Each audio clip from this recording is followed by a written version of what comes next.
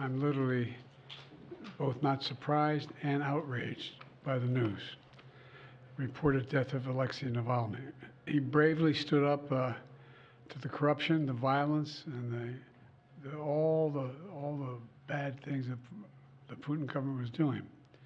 In response, Putin had him poisoned, he had him arrested, he had him prosecuted for fabricated crimes, he sentenced him to prison, he was held in isolation. Even all that didn't stop him from calling out Putin's lies.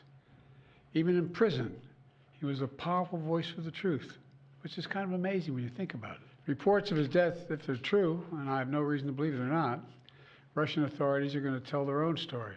But make no mistake, Putin is responsible for Navalny's death. Putin is responsible. What has happened to Navalny is yet more proof of Putin's brutality. Sir, first, was this an assassination? The answer is we don't know exactly what happened, but there is no doubt that the death of Navalny was the consequence of something that Putin and his thugs did. Як вбили Навального? І чи, Ну, я можу вас розчарувати, але те, що нам відомо, він реально загинув від тромба. What's going on, everyone? Sasuke here today. I'm kind of going to give a quick breakdown about this whole Navalny situation. So apparently I saw a tweet from Tucker Carlson. So a CIA-backed Ukrainian intel official is now telling us that actually Navalny's death died of natural causes. You got to wonder what's going on here. It's pretty obvious. And this is a screenshot from the Ukrainian Global Voice. Didn't see this one coming. The chief Badnova confirmed Navalny's died of detached blood clot. Ukraine intelligence may say causes of Russian oppositionist death aligns with the initial assertions made by Kremlin. So he died of natural causes. Apparently, that's what's being reported by Ukraine, or the love, the apple of our U.S. politicians' eyes. And this kind of makes me think of this other narrative that essentially they're putting up all this news. They try to frame it in a certain way. You saw from the intro to kind of justify, see, Americans, this is why you need to pass the foreign aid package so we can help Ukraine stop this monster. This is the ploy. This is the obvious ploy. And I think tomorrow you guys are going to look forward to the inconvenient truths for tomorrow, is that I want to talk about more about the interest that it seems like our politicians have with this with international affairs, and how they use omnibus and all these things to kind of cover their cracks and their allegiance of funding a lot of these foreign projects that's outside of our state. And I believe honestly that our politicians are using taxpayer dollars to like money launder taxpayer funds in these other foreign countries, and they get a kickback from it somehow. I'm not sure, but if I was a betting man, that will be one of the bets that I'll make. And I kind of want to highlight some warnings that we have gotten about Ukraine, right? The corruption in Ukraine. There's already stories out there that some of the funds was misused in Ukraine. Like five officials got caught with corruption. And it's so baffling how the mainstream media really want us to have so much support about it. And they've been quoted, a lot of especially Kamala Harris, Joe Biden, the Democrats, they've been quoted as saying Ukraine will have our full and uninvited support until the end. They really want to drum up support for this. And I think this story, this death, trying to frame it and saying if they were a betting man, they'll say Putin has something to do with it. And I honestly believe that all this, just like the story with the subway, you remember the subway story where people, these millionaires, billionaires died in the submarine ship, and how all the attention was around this ship. This is the same kind of camouflage that's happening today. But at the end of this all, let's get into this clip I want to kind of highlight, which is a clip of Ron Paul and how his speculation about Ukraine is becoming more and more apparent now in 2024. This video was made, I believe, 10 years ago in 2014. And let's hear a little bit what he has to say. So you would just leave Ukraine to sort of sort it out between themselves and the Russians? Whatever happens, happens? Well, certainly United States. I speak more from the perspective of the United States taxpayers. and it doesn't serve our interests. We've already spent $5 billion over the last 10 years trying to pick and choose the leadership of Ukraine, and then we participated in the overthrow of the Yanukovych government, and this is when this recent stuff really stirred up. But we've been involved too much, and I take a non-interventionist foreign policy position. It's not our business. It doesn't serve anybody's interest. It's part of the same thing that led us into the disaster in the Middle East. A lot of people die, and a lot of money is spent, and we're still suffering the consequences of the war in Iraq and Afghanistan. And there's the threat of the war in Syria. We don't need another threat. The American taxpayers don't want it. And our government thinks they can get away with, well, I know the people don't want a war yet, but we're going to play games and we're going to threaten Russia and we're going to put on sanctions.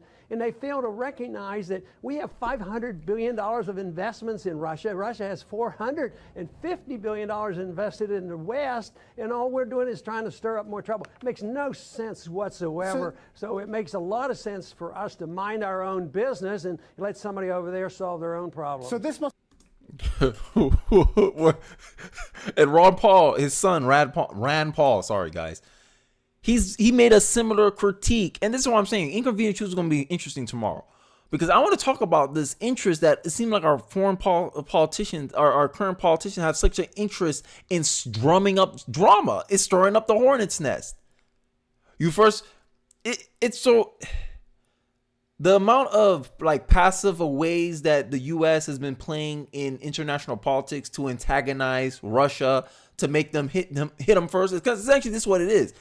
United States go na na na na na na na, and then Putin like, he hit me first. We got to defend ourselves. It's almost like this is what they're doing from a foreign policy perspective.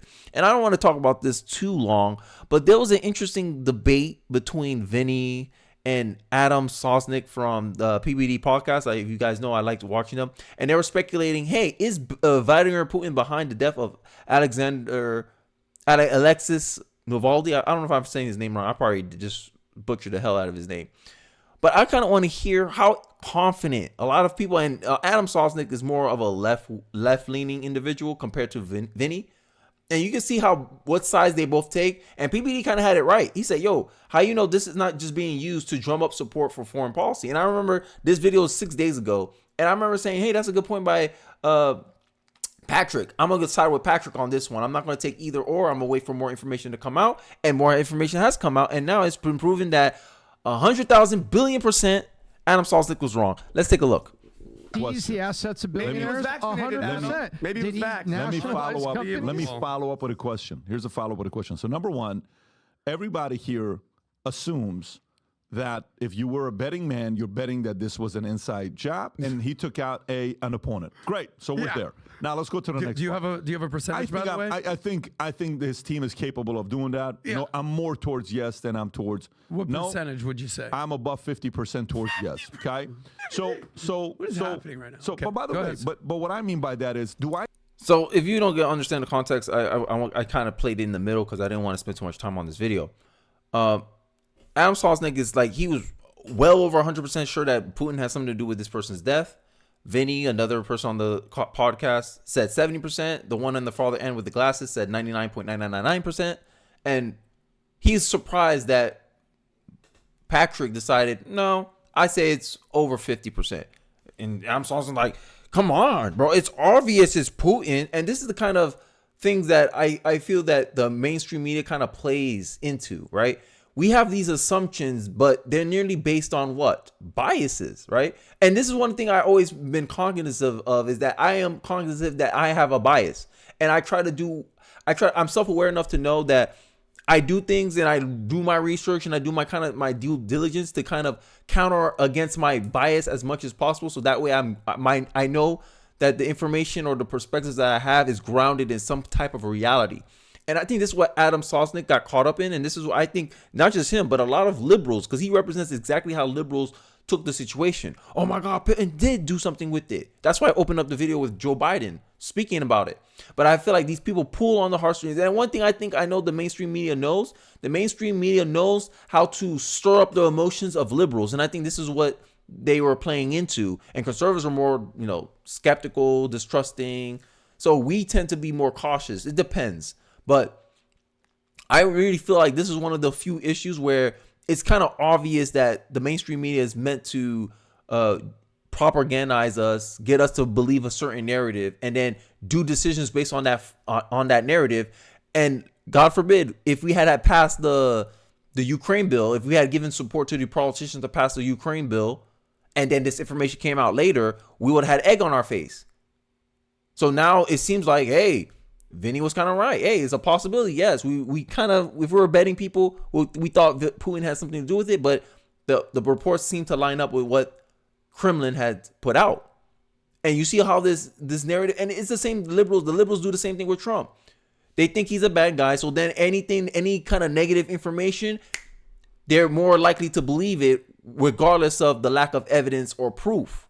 Oh no, he had to do it. Trump did commit fraud because Trump is a bad guy. Just because someone's a bad guy didn't mean they did a bad thing or a specific bad thing. And I think this is the kind of narrative that a lot of Americans are susceptible to. And I think this story kind of highlighted that. I'm done right there. I don't want to keep going into the video. I just wanted to use that as an example. If you want to watch the full video, I'll leave it in the description below, where the title's called Chaos, Death, and Murder. Is Vladimir Putin behind the death of Alexander Navalny? If you want to watch the whole clip, it's in the link in the description below. But that's where I'll end off here. Let me know your thoughts about this whole Navalny situation and how his death was kind of trying to be used to drum up waning support for the Ukraine funding. And as America, we really need to learn our lesson by interacting with, by being part of all these international affairs that really don't have any net benefit for the taxpayers, but it seems to benefit our politicians a lot. But I want to hear your thoughts about it in the comment section below. Don't forget to like, comment, subscribe. I really do appreciate you guys for watching the video, and I'll catch you guys on the next one. Peace.